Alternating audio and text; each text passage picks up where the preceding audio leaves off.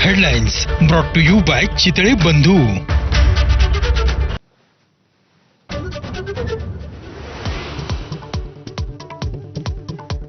Reserve बँकेकडून मोठा दिलासा. रेपो रेटमध्ये 0.5% कपात. सगळ्या प्रकारची कर्ज स्वस्त होण्याची शक्यता.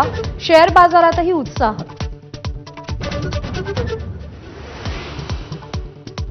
लाडक्या बहिणींसाठी निधी जमवताना सरकारची दमछाक. मे महिन्याचा हप्ता देण्यासाठी सामाजिक न्यायाचा निधी पुन्हा एकदा वळवला.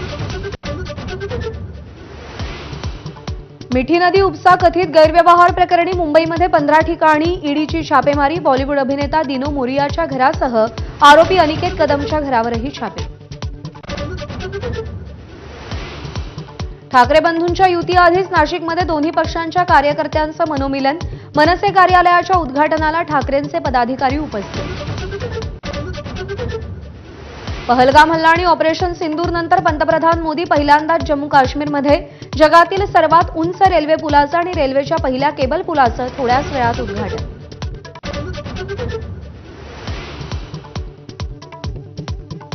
काँग्रेस खासदार राहुल गांधींचा 6 महिन्यातला 5वा बिहार दौरा. मुख्यमंत्री नितीश कुमारांच्या बालेकिल्ल्यात गरजणार तर गयामध्ये महिलांशी संवाद. दशरथ मांझींच्या कुटुंबियांनाही भेटणार.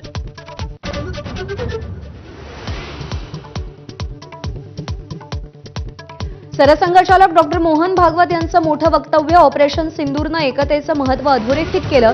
पाकिस्तानात अजूनही द्विराष्ट्रवाद सिद्धांत कायम. समाजाला एकजुटीनं राहण्याची गरज असल्याचंही नमूद.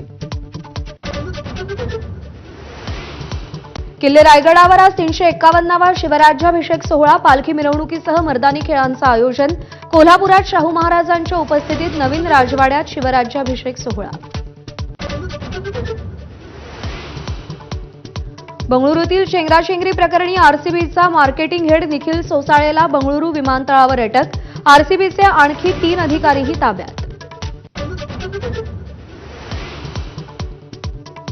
देशात कोरोना बळींचा आकडा 55. देशभरात कोरोनाचे 5000हून अधिक सक्रिय रुग्ण. गेल्या 24 तासात 4 जणांचा मृत्यू. G7 परिषदेला मोदींनाच जायची इच्छा नव्हती. संजय राऊतांचा दावा. युद्धबंदीबाबत ट्रम्प तोंडावर बोलले तर पंचाईत होण्याची मोदींना भीती असल्याचाही टोला. डोनाल्ड ट्रम्प आणि एलॉन मस्क यांच्यातला बेबनाव वाढला. एकमेकांवर आरोपांच्या फैरी. एकमेकांची जिरवण्याची भाषा. मस्क यांना आपणच प्रशासनातून बाहेर काढल्याचा ट्रम्प यांचा दावा.